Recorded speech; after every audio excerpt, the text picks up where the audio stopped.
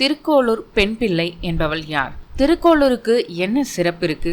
மகான் ராமானுஜரிடம் இந்த பெண் கூறிய 81 வாக்கியங்கள் என்னென்ன? அதை ஏன் திருக்கோளூர் பெண் பிள்ளை ரகசியம் என்று சொல்கிறார்கள்? வைத்தமாநிதி பெருமாள் யார்? அவரின் அற்புதம் என்ன? போன்ற பல தகவல்களை இந்த வீடியோவில் முழுமையாக பார்க்கலாம். மகான் ஸ்ரீ ராமானுஜர் வாழ்ந்த காலத்துல நடந்த உண்மையான நிகழ்வு தான் இந்த திருக்கோளூர் பெண் பிள்ளை ரகசியம். அடியாரான பெண் ஆச்சாரியாருக்கே, அதாவது உடையவர் என்று அழைக்கப்பட்ட ஸ்ரீ ராமானுஜருக்கு அருளியதுதான் 81 வாக்கியங்கள். திருக்கோளூரின் சிறப்பு என்ன அப்படின்னு பார்த்தா, திருக்கோளூர் 108 வைணவ திருத்தலங்களில் ஒன்றாகவும் நவ திருப்பதியில் 3வது திருப்பதியாகவும் போற்றப்படுகிறது. 12 ஆழ்வார்களுள் நம்மாழ்வாரை பின்பற்றி வைகுண்டம் சென்ற மதுரகவி ஆழ்வார் அவதரித்த திருத்தலம். இங்கே எழுந்தருளிருக்கக்கூடிய எம்பெருமான் வைத்தமாநிதி பெருமாள். நம்மாழ்வார் இந்த திருத்தலத்தை எல்லோரும் விரும்பி வந்து சேர்வார்கள் என்று மகிழ்ந்து போற்றி பாடியிருக்கிறார். ஒரு சமயம் சிவபெருமானை தரிசிக்க சென்றாராம் குபேரன். பக்கத்தில் அமர்ந்திருந்த அம்பிகையை பார்த்து என்ன அழகு என அவர் சலனப்பட்டாராம். உடனே அம்பிகை, உன்னிடத்தில் செல்வம் இருப்பதால் தானே இப்படி சிந்திக்கிறாய், உனக்கு இனி எந்த நிதியும் கிடையாது என்று சொல்ல, பார்வதியின் சாபத்தால் குபேரனிடம் இருந்த நவநிதிகள் எனப்படும் செல்வங்கள் விலகின. அவை திருமாலிடம் சென்று சரணடைந்ததாகவும் சொல்லப்படுகிறது. இதனால் திருமால் வைத்தமாநிதி என்று அழைக்கப்படுகிறார். தவறை உணர்ந்த அவர், தாயே என்னை மன்னியுங்கள் என சரணாகதி அடைந்தாராம். உடனே அம்பிகை, நிதி வேண்டுமானால் என் சகோதரரான திருமாலிடம் கேள், நிதி வைத்திருக்கக்கூடிய அவரின் ஊருக்கு செல் என்றாராம். நிதியை வைத்திருப்பவர் திருக்கோளூர் வைத்தமாநிதி பெருமாள் என்பதை அறிந்த குபேரன் அங்கு வந்த அவருக்கு அளந்து நிதியை பாத்திரத்தில் கொட்டினார். அப்போது கொஞ்சம் பணம் கீழேயும் சிந்தியது. உடனே குபேரன், கீழே சிந்தாமல் கொட்டுங்கள் சுவாமி என கெஞ்சினார். பெருமாளும் சிரித்தபடி அதன் பின் சிந்தாமல் கொட்டினார். இறுதியாக குபேரன் கையேந்தும் போது, கீழே சிந்தியவை மட்டும் உனக்கு, பாத்திரத்தில் உள்ளவை எல்லாம் என் பக்தர்களுக்கு என்றார் பெருமாள். கீழே சிந்திய செல்வங்கள்தான் குபேரனிடம் நிதியாக உள்ளது. அந்த பெருமாள் குடியிருக்கும் ஊரே திருக்கோளூர். இத்தனை சிறப்பான திருக்கோளூருக்கு ஒருமுறை மகான் ஸ்ரீ ராமானுஜர் வந்தார். ஊருக்குள் காலடி வைக்கும் நேரத்தில் பெண் ஒருத்தி மூட்டை முடிச்சுகளோடு வெளியேறி கொண்டிருந்தாள். இருவரும் சந்தித்த அந்த ஒரு தருணம் விலை மதிக்க முடியாதது. திருக்கோளூருக்கு அருகில் அமைந்திருக்கும் திருக்குரூர் என்னும் ஆழ்வார் திருநகரியில் அவதரித்த நம்ம ஆழ்வார் தம்முடைய மங்களாசாசனத்தில், உண்ணும் சோறு பருகு நீர் தின்னும் வெற்றிலையும் எல்லாம் கண்ணன் எம்பெருமான் என்றே கண்கள் நீர் மல்கி, மண்ணினுள் அவன் சீர் வளமிக்கவன் ஊர்வினவி தின்னம் என் இளமான் புகும் ஊர் திருக்கோளூர் என்று ஒரு தாயின் நிலையில் தம்மை பொருத்தி கொண்டு பாடியிருக்கிறார்.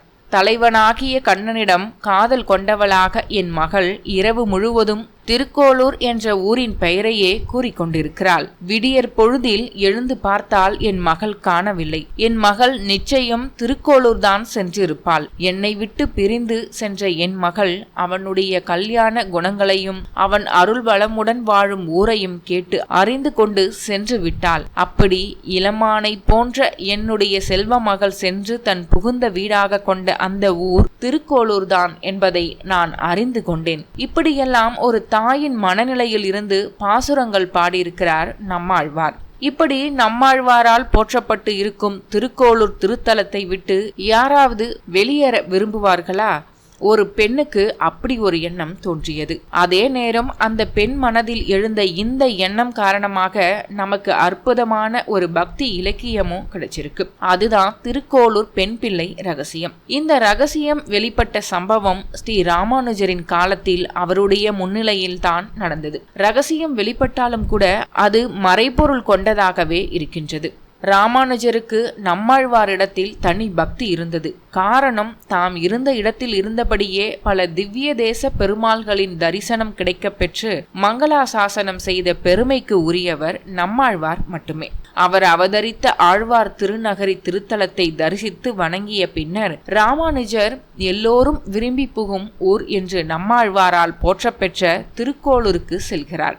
அவர் திருக்கோளூர் திருத்தலத்தில் பிரவேசிக்க போகும் அதே வேளையில் ஒரு பெண் ஒருத்தி அந்த ஊரில் இருந்து வெளியேறி செல்வதை பார்க்கிறார். கருணை உள்ளம் கொண்ட ராமானுஜர் அந்த பெண்ணிடம், பெண்ணே, எல்லோரும் புகும் ஊர் உனக்கு போகும் ஊராயிற்றே, இவ்வளவு நல்ல ஊருக்கு வரவேண்டும் என அனைவரும் விரும்புகின்றனர். நீ மட்டும் இங்கிருந்து செல்லத்தான் வேண்டுமா என கேட்டார் உடையவர். அதற்கு அந்த பெண்ணோ உடையவரிடம், ஐயனே, தாங்கள் உரைப்பது போல் நான் எங்கோ இருந்து இங்கு வரவில்லை. நான் பிறந்ததும் வளர்ந்ததும் எல்லாமே இந்த ஊரில்தான். எல்லோரும் விரும்பி புகும் ஊர் எனக்கு மட்டும் வாழ தகுதி இல்லாத ஊராகிவிட்டது. அதனால தான் நான் இந்த ஊரை விட்டு செல்கிறேன் என்று கூறுகிறாள் அந்த பெண்மணி. எல்லோரையும் வாழ வைக்கும் இந்த ஊர் உனக்கு மட்டும் எப்படி வாழ தகுதி இல்லாத ஊராக அமைந்தது என்று கேட்டார் ராமானுஜர். நீங்கள் கூறுவது வாஸ்தவம்தான். நான் சாதாரணமானவள். நான் எதையும் சாதிக்கவில்லை.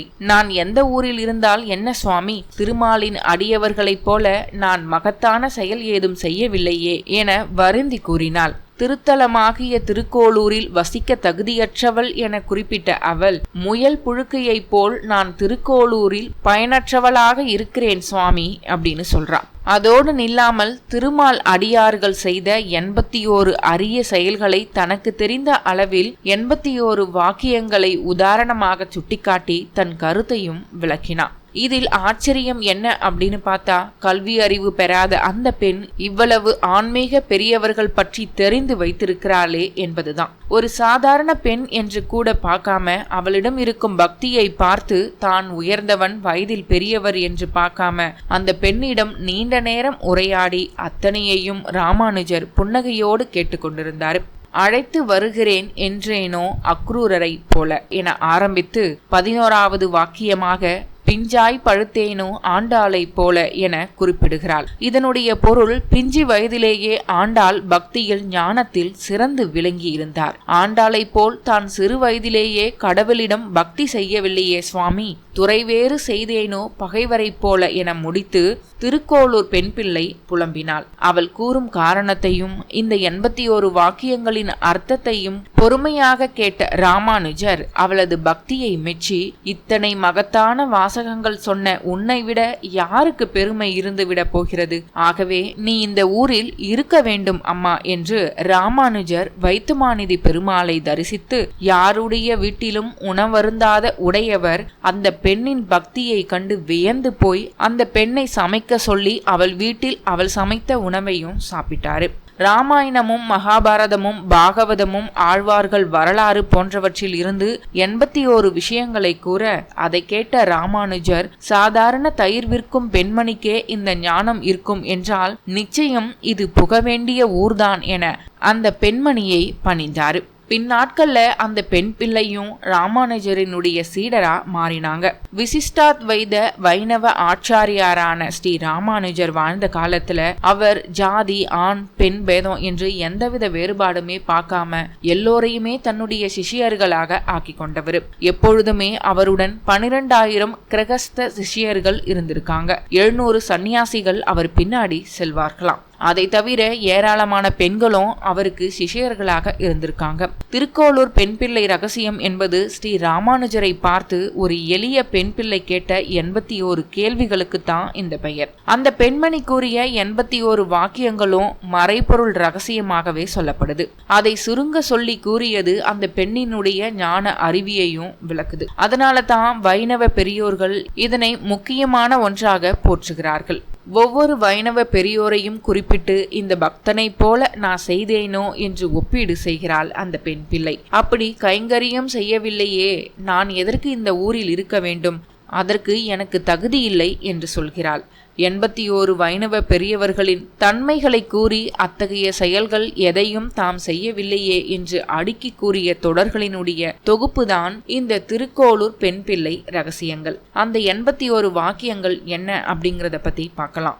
அழைத்து வருகிறேன் என்றேனோ அக்ரூரரை போலே, அகமொழித்து விட்டேனோ விதுரரை போலே, தேகத்தை விட்டேனோ ரிஷி பத்தினியை போலே, தசமுகனை சென்றேனோ பிராட்டியை போலே, பிணமெழுப்பி விட்டேனோ தொண்டை மானை போலே, பிணவிருந்திட்டேனோ கண்டா கர்ணனை போலே, தாய்கோலம் செய்தேனோ அனுசூயை போலே, தந்தை எங்கே என்றேனோ துருவனை போலே, 3 எழுத்து சொன்னேனோ சத்ரபந்துவை போலே, முதலடியை பெற்றேனோ அகலிகையை போலே, பிஞ்சாய் பழுத்தேனோ ஆண்டாளை போலே, எம்பெருமான் என்றேனோ பட்டர் பிரானை போலே, ஆராய்ந்து விட்டேனோ திருமழிசையார் போலே.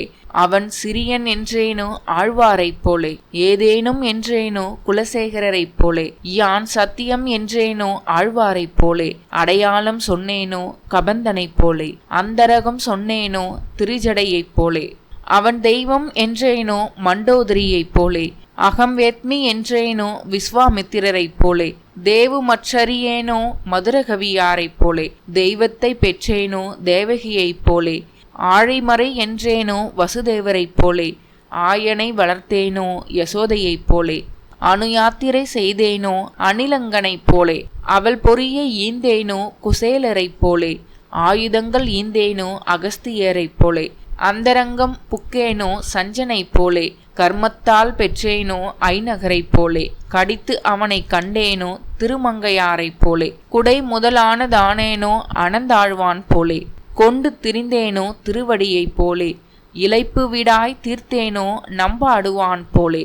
இடைக்கழியில் கண்டேனோ முதலாழ்வார்களைப் போலே. இருமன்னரை பெற்றேனோ வால்மீகரைப் போலே.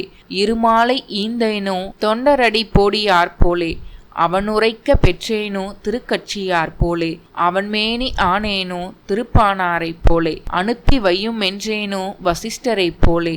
அடி வாங்கினேனோ கொங்கீர் பிராட்டியைப் போலே.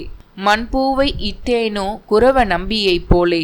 மூலமென்றழைத்தேனோ கஜராஜனைப் போலே. பூச கொடுத்தேனோ கூனியைப் போலே. பூவை கொடுத்தேனோ மாலக்காரரைப் போலே. வைத்தவிடத்து இருந்தேனோ பரதரைப் போலே. வழியடிமை செய்தேனோ லக்குவணனைப் போலே. அக்கரைக்கு விட்டேனோ குகப்பெருமாளைப் போலே. அரக்கனுடன் பொருந்தேனோ பெரிய உடையாரைப் போலே. இக்கரைக்கே சென்றேனோ விபீஷணனைப் போலே. இனியதென்று வைத்தேனோ சபரியைப் போலே. இங்கும் உண்டென்றேனோ பிரகலாதனைப் போலே.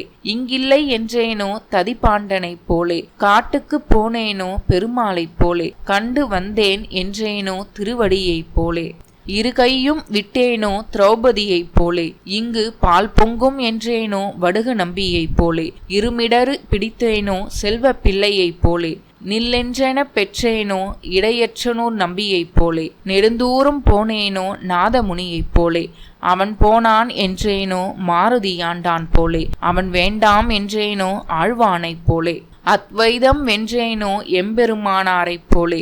அருளாழங் கண்டேனோ நல்லானைப் போலே. அனந்தபுரம் புக்கேனோ ஆள வந்தாரைப் போலே. அரியணை பிரிந்தேனோ தெய்வ வாரியாண்டானைப் போலே. அந்தாதி சொன்னேனோ அமுதனாரைப் போலே. அனுகூலம் சொன்னேனே மால்யவானைப் போலே. கல்வனின் என்றேனோ லோக குருவைப் போலே. கடலோசை என்றேனோ பெரிய நம்பியைப் போலே. சுற்றி கிடந்தேனோ திருமாலையாண்டான் போலே. சூளுறவு கொண்டேனோ திருக்கோட்டியூரார் போலே. உயிராய பெற்றேனோ ஊமையைப் போலே. உடம்பை வெறுத்தேனோ திருநறையூரார் போலே. என்னைப் போல் என்றேனோ உபரிசரனைப் போலே. யான் சிறியன் என்றேனோ திருமலை நம்பியைப் போலே.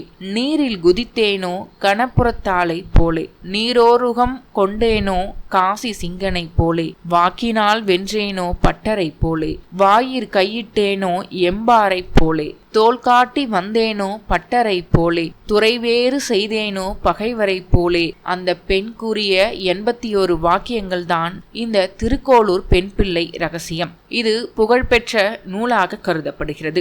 இந்த 81 வாக்கியங்களுக்கு பின்னால் மிக பெரிய கதைகள் இருக்கின்றது. 108 வைணவ திவ்ய தேசங்களில் ஒன்றாகவும், நவ திருப்பதி கோவில்களில் 3வது கோவிலாகவும், நவ கிரகங்களில் செவ்வாய்க்குரிய ஸ்தலமாகவும் திகழும் திருக்கோளூர் கோவிலுக்கு மாசி மாதம் சுக்லபட்ச துவாதசி திதியன்று வந்து அங்குள்ள குபேர தீர்த்தத்தில் நீராடி வைத்தமாநிதி பெருமாளை வழிபடுபவர்களுக்கு குபேரனுக்கு அருளியதை போல் நவநிதிகளையும் பெருமாள் படியளப்பார் என்பது ஐதீகம்.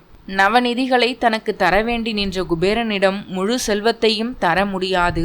யாம் தரும் செல்வத்தை கொண்டு உனது பணிகளை தொடர்ந்து வந்தால் யாருக்கெல்லாம் இந்த செல்வங்கள் சென்று சேர வேண்டும் என்று நீ விரும்புகிறாயோ அவர்களிடம் நானே சேர்ப்பேன் என்று உரைத்த திருமால் குபேரனுக்கு மரக்காயால் அளந்து பகுதி செல்வத்தை மட்டும் வழங்கி அருளினார்.